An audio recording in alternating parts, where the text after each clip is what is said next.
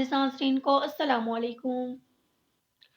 رمضان سے پہلے رمضان کی تیاری کیسے کریں؟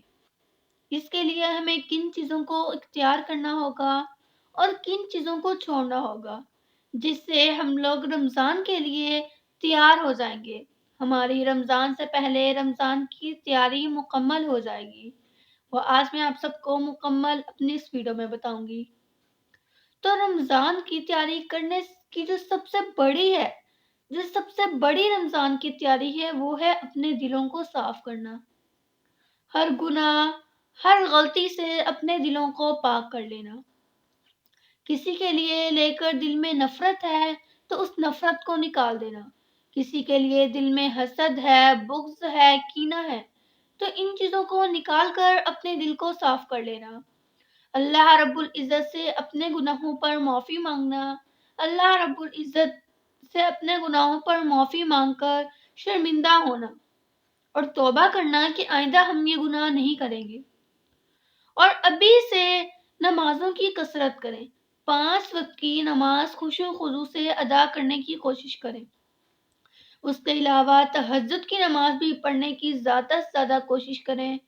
قرآن پاک کی تلاوت کرنے میں کثرت کریں، زیادہ سے زیادہ قرآن پاک کی تلاوت کریں، کیونکہ آپ صلی اللہ علیہ وآلہ وسلم بھی اپنے زمانے میں بہت زیادہ قرآن پاک کی تلاوت کرتے تھے۔ اسی طرح صحابہ کرام بھی بہت زیادہ قرآن پاک کی تلاوت کیا کرتے تھے، اور اسی طرح قرآن پاک کی تلاوت کا یعنی کہ قرآن پاک کے پڑھنے کا معجزہ یہ ہے کہ اس کے پڑھنے والا کبھی اکتاہٹ کا شکار نہیں ہوتا، بلکہ اسے ہر لمحہ نئی لذت اور نیا سرور ملتا ہے۔